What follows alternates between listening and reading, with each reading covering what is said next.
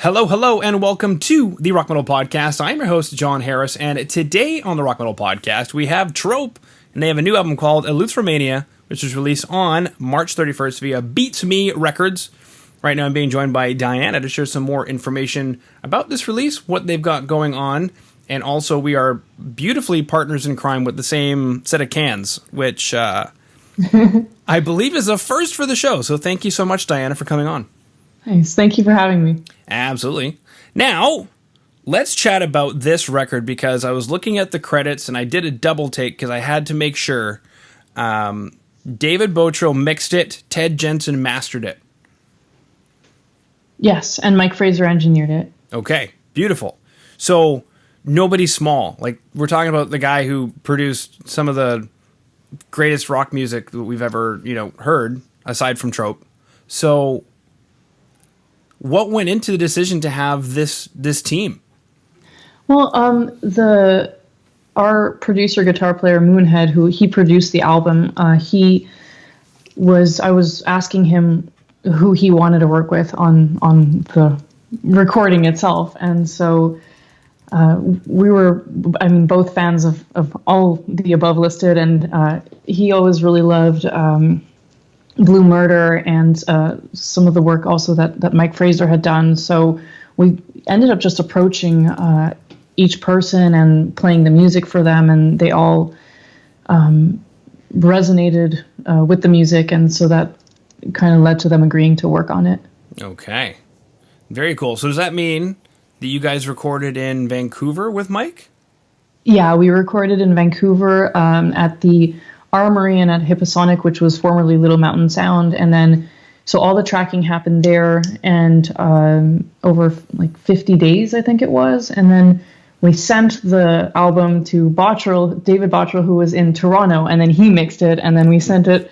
I think Ted Jensen was in New York at the time, so he mastered it there. So it kind of like went around a few places and came back to Vancouver, and then we left Vancouver and moved. So right. I say, because you're in Ontario yourself, correct? I'm now back in Ontario after a few loops, but yes. Okay. So that's quite a bit of travel. I mean, obviously, I'm always curious, like, what's the price tag on that? But, I mean, it's totally worth it. The price tag is food, is eating well.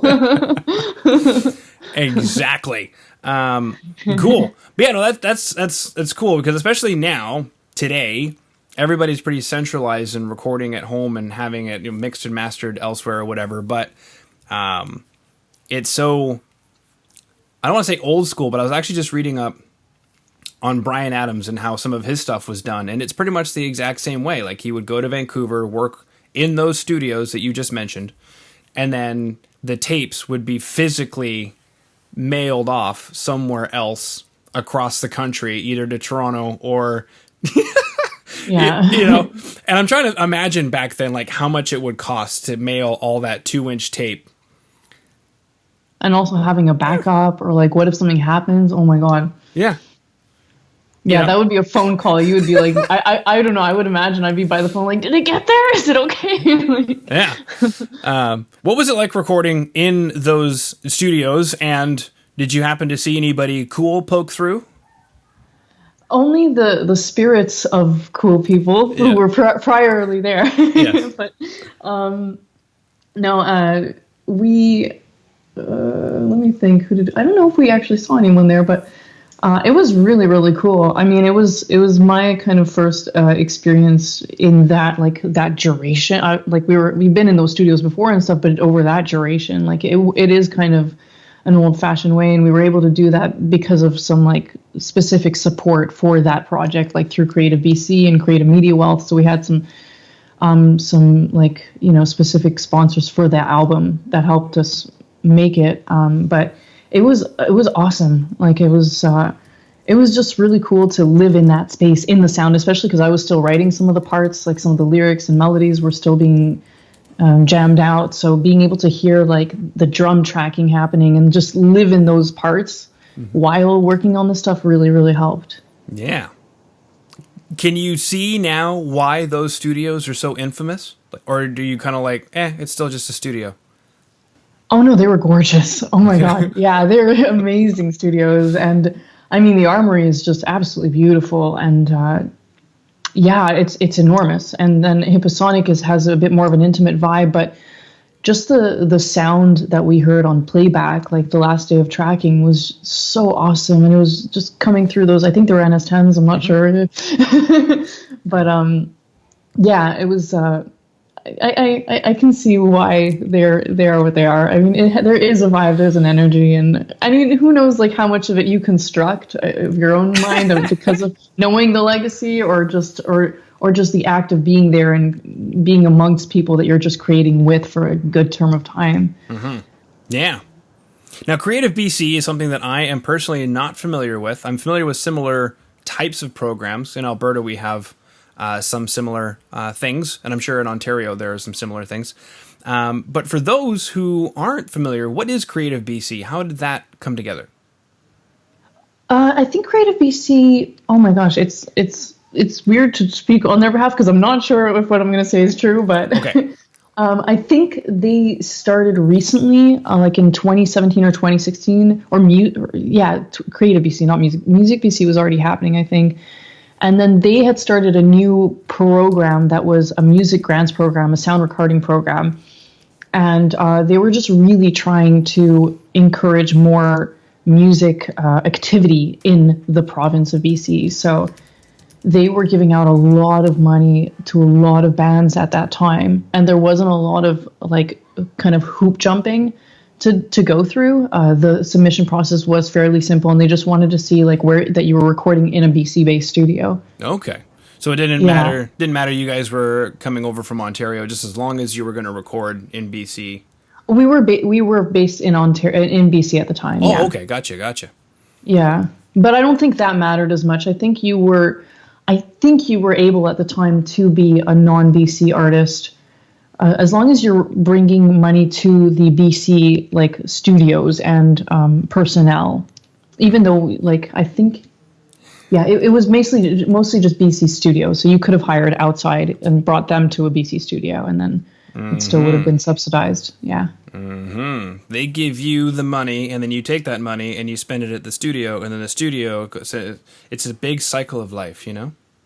It is, yes. It's a cycle of let's keep music in business. Exactly. Yeah, because they could just give the studios money, but then you get the opportunity to create in that capacity. Yes, exactly. Yeah. They wanted it to be like new works being created through those studios. Yeah. Cool. Like they wanted to encourage new music and new content. Now, when you mentioned you were doing a lot of work still creatively in the studio, I'm guessing this was pre-pandemic? Yes, it was all pre-pandemic. Okay. What were you guys looking for on Eleutheromania? When you guys went into the studio, did you have an idea of what you wanted to produce? Yeah, in this case, all the demos were really, really hashed out. So Moonhead had already produced everything. Like all the parts were written, everything was done, and except for some of my parts. But yeah, so I think we just wanted to enhance the demos and just to get a better sonic quality and see if there were some potentially new ideas that could help, enrich things, or new solos, or who knows what, just new parts. But it was mostly just to basically enhance the quality of the demos was what we were after. Okay. Now, I noticed between the two tracks that currently have music videos, Lambs and Pareidolia. Yeah, and Shout, but yes. You're right, and Shout. Yeah. Yeah, and Shout. Though, I'm gonna pray ignorance on this one, because I remember Shout, I think from last year as a single. Is that correct? Yeah, we released it in April of last year. Okay. Is that on the album? Yes, it is. Okay. This would be a moment where I'm going, John, really should have done your homework before talking to Diana. It's totally okay. Okay. Because I remember that I was going through and I saw the music video. I was like, Shout, that's right. Because all of a sudden I went back to, and I could go back to the original email, but I remember about this point in time last year, and you guys popped up onto my radar because you had just come out with Shout. Okay, cool. Yeah. Yeah. Which is a Depeche Mode song, correct? Tears for Fears, yeah. Oh, sorry. That's okay. Apologies. No, Oh man, I'm starting to crash and burn here. It's because it's no, it's totally okay. There's Sweet. a lot of songs called Shout, so This is very true. Now, I guess maybe a quick question is why that song out of all the songs in the world? I think at the time, so Moonhead had been doing some remixing as well, and so he had the actual stems of that song, like the original stems, and he was working on a different kind of remix, and then we looked at it and like I think like he obviously really loved the song and I loved it as well. And I loved Tears for Fears for a really long time. Since I was a kid, I was singing some of their stuff just to myself in the room. But yeah, so like he started experimenting with like a rock approach to it, and yeah, it just took on a whole new meaning for me as well when we started thinking, oh, this could actually work for Trope. That's where it kind of started, yeah. Mm-hmm. Yeah, the funny thing about a lot of those songs, I was chatting with somebody recently about this, is that it's so you could fly, like you could do a polka version of some of those songs, you know, from the 80s, and it would totally fly. It'd be like, oh, this was always a polka song. Or you could, you know, fly into something edgier and be like, man, this is like a rock song that was always waiting to come through. Yeah, I think because the songwriting is so good, and it's like I know the 80s gets a bit of like smack for like some of the production or whatever being cheesy, but the songs are so good. Like, and I'm not just saying that the production is smack for Tears for Fears. I'm just saying that it is said that for other bands, but I don't know. I think they're just such insane songwriters. Like, I mean, the lyrics like of any of their songs, like I could just pull up and like I'm like that's what's happening in the world today. You know, it's just so applicable. Yeah. Well, it was a tumultuous time, those 80s. When is it not, it seems? When is it not a tumultuous time? Yeah. Very true.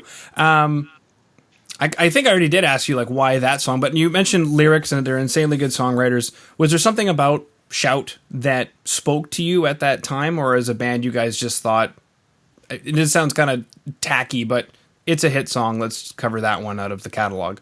Oh my God, no, that was never the thought process. It's like, we never think, I mean, if we were thinking that way, we would probably not write progressive alternative rock music, but no, I mean, like, I think I love the song's lyrics because to me, it just fits very much in line with the album's messaging, which is Eleutheromania, Manic Zeal for Freedom. The song, especially like, some of the lyrics, like those one-track minds that took you for a working boy, kiss them goodbye, you shouldn't have to jump for joy.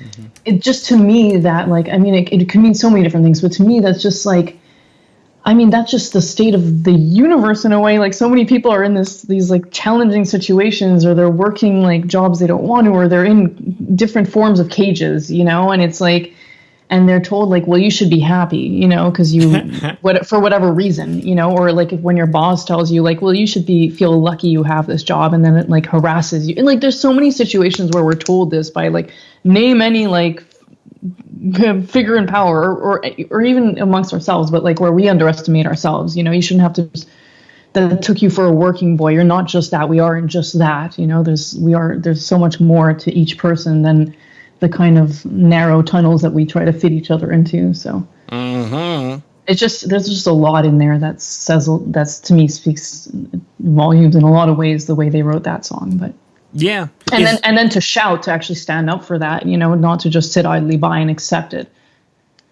Yeah, exactly. Now, is that a theme to the album, or is it a concept album at all? It's funny because I was talking to someone, to Chris Pern. He designed the artwork for the front cover, and he was saying that to him it sounded like a concept album, even though we didn't write it like that, but just that the themes seemed to kind of blend together. But I guess they just all came from a place of wanting to explore the concept of freedom in different ways. And freedom is like such a vague term. It's like, I think it's a lot of self-awareness is also like something that creates more internal freedom, you know, or external freedom as well. It's just knowing thyself more. So I think the whole record is that, just explores that. It's an exploration on awareness, I guess, and therefore freedom as well in some ways. Yeah, that's actually a really interesting concept, especially with going back to the parlance of our times, and That was an accident that we happen to release it now. yeah, people who have a frantic zeal for freedom, and I'm going to insert without any kind of discipline or consequence, I guess. Interesting. What do you mean? Like, for example, with the anti-masking and anti-vaxxing thing, and protesting that sort of thing and having super spreader events, I personally would argue that that's not really a matter of opinion, it's education. And if they don't want to be educated, at what point do we pull the hammer down and say, you guys are making this lockdown last longer? Yeah. You guys are hurting people. This is not a joke. It's not a conspiracy. It's a matter of education, not opinion. You are not free to hurt people. Yeah. I mean, that's a really interesting point. I was actually just thinking of this yesterday. It's like, damn it, I just had it. But, like, how do we, because there's so much like being agreed and so much more being disagreed on in this time, you know what I mean? Yeah. And it's like, how do we, like, in my brain, I'm like, how do I try to just see from someone's standpoint? So yes, like, I can say like, yes, I disagree with like with being in a space where you can potentially harm someone, you know? And so like personally, yes, like whatever my opinion is on the matter, it's like, yes, I do wear my mask because I am worried that I could, even if it doesn't work or does work, the chance that it might work is enough for me to whatever. But just trying to analyze like someone else who might think differently or have different thoughts or different perspectives, it's like, I can see why, like, trying to understand them, it could be scary if they feel that their freedoms are being infringed upon, you know? So, like, trying to understand where they're coming from, even though I don't agree, I think is important. Only because, and I only go in that direction because I see, like, so many going in the direction of hatred and of just, like, you know, this. Yeah. And that scares me, in a way, even more than people acting in a way that can be perceived as selfish, you know, out of fear or whatever it is, the reasoning, you know? So it's just really fucking complicated. Sorry, excuse my French, or whatever language. Whoa. It's really complicated. You're using French on my show. That's très fantastique. Merci. Oui, parce que j'ai pensé que tu aimais la langue. Ooh, I'm losing my French. Anyway. Pourquoi pas, mademoiselle, pourquoi pas? But yeah, so I don't know. It's tricky. Like, I mean, I the way I see like a manic zeal for freedom is like within myself, anyways, is in a sense of like exploring my freedom in a way that doesn't harm others. Yeah. So like there are some like songs on the album like Privateer, which is like a war cry. It's a battle cry, you know, but it doesn't necessarily encourage violence, you know. So it's just. It's tricky. I don't know. It's very. I just hope we don't we stop hating each other so much. Like that's dangerous because then that leads to, I think, people feeling marginalized or not rooted to anything or connected, and then that could lead to more violence. So, but who knows? Who knows what inspires what, or what the right thing is, or what the right thing is. Not to sound wishy-washy. It's just. No, I know. Yeah. It's super I have my very strong opinions on stuff. I'm just, I just wish we weren't so divided, I guess is all I'm saying. And I don't know how to fix that. I don't think anybody really does. Be perfectly honest with you. Now, I'm trying to find the track because I heard you say there was a track called Privateer. Yes. Which is an interesting one because the line between privateer and pirate is whether or not you have the king's blessing. That's cool. I didn't know that. Thank you. You're quite welcome. Because history lesson. Do you know how Pirates of the Caribbean became the pirates? No. So they were privateers. At the time, England was embroiled in a war with, I believe, Spain and France. And I could be wrong on that one, but at least Spain was involved in that. Yeah. And all these countries were taking over Latin America and bringing back things that they could use as currency, tobacco, sugar, blah, blah, blah. And then bringing in slaves on slave ships so that they could do this for free. Anyway, and in order to, because I guess the Navy wasn't big enough, they hired people called privateers to legally go and pirate Spanish ships. But then when the war was over, all these people who were doing this for work were out of work. So then they started doing it without A license. a license. And then they became pirates. Right. That's really cool. Yeah. So, Well, I mean, interesting. yeah. But yeah, Yeah. not obviously favorable, but yes. Yeah. Exactly. Groovy. Sweet. Is there anything else that we I didn't missed? think about that when I was writing the song, but Okay. What I were, just what were you thinking of as a privateer? I actually don't. I actually didn't write the song in the privateer sense of the word. Oh. It was just more of a battle cry, and I guess you could look at it like a lute for one's own dignity or honor. You know, just putting a hard line in the sand. For feeling like you're being harassed or just mistreated, or that's what the song is mainly about. But then yeah, Yeah. anyways, the name is its own thing. No worries. All right, we got kind of deep on the show. Is that okay, Diana? Is that okay? Yeah, of course. Okay. Is that okay with you? It's okay. No, I love that. I see myself as more of like a Howard Stern than like a really boring interview person. So tell me about your influences. I can hear your influences in the record. But I like to find out, with whom I'm speaking, to use proper grammar. Yeah. I mean, I find that stuff interesting too. I like to wax philosophy. Yes. But Yes. just to think about ideas and emotional concepts or whatever. So yeah. Groovy. Okay, so we chatted about Creative BC, Music BC. We chatted about Tears for Fears. We chatted about the record as a whole. We chatted about having this unbelievably stellar team to work on the record. And what else did we chat about? We chatted about Eleutheromania and Eleutherophobia, as they exist in the world. And something I found on Wikipedia was its potential usage actually in terms of, I don't know what they call them these days, mental illness, psychological disorders, psychosis, neurosis, if it becomes a frantic frenzy type thing, which it sounds like it would, if it's a phobia, or could be a phobia. Yeah. It's funny because I was just thinking about this the other day. I think that a phobia or some kind of thing that implies some kind of mental conundrum or illness or whatever it is, I think is accurate. Actually, I honestly think that. I mean, we hear about people coming out to explain their mental illness or battles with anxiety or depression. Or I honestly believe that almost everyone in the planet has mental illness.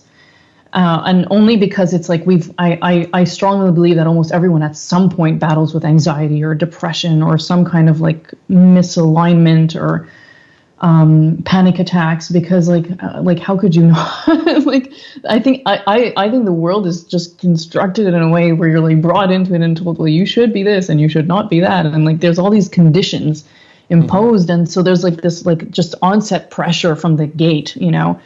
and then and then you go through life, and then there's chances are you're probably at some point going to get harassed or bullied or abused, or it's just very highly likely, Yeah. Well, something you mentioned. So, how could you not have how could we as a whole almost not deal with that, Yeah. Well, something you mentioned at the beginning was we live in different forms of cages, and that, you're born onto Earth as an Earthling, as a human, but then the first cage starts. Well, you were born in Canada, so you're in a Canadian cage, and then you're born inside of a province, so you're born in Ontario, so now you're in a cage called Ontario, and none of these cages actually exist. You can't take me out to the border and show me there it is. There is no border. It's a construct that we have mentally created for ourselves. Mm-hmm. And then from there stems nationalism, and then from there stems people fighting with each other quite literally over just an idea. It's not actually there. which is I know. And then you get the next one, which is, oh, you live in Toronto, so now we have another cage because now Toronto has a border. And then you get into your postal code, and that has a cage, and then you start getting into other constructs like this school versus that school, and it's in the same neighborhood, but they're two different schools, so now they have a rivalry. And then you start getting bullying, and you start getting these constructs that only have stemmed from an idea. I totally agree. And there's so many of them. It's just like, and even our internal like cages of just like, you know, the ones that we can't even pretend to draw borders on, you know, it's just from acting the way we feel like we should to navigate this life, you know. And yeah, it's just, I find the peeling of those constructs or layers or of denial or layers of just like programming really interesting. Yeah. Exactly. All right, Diana. Definitely no tropes here. Maybe a few. Maybe a few. Okay. We welcome them. Exactly. We didn't talk about gated reverb, speaking of cheesy 80s recordings, so that would be a trope at this point, would be gated reverb. But anyway.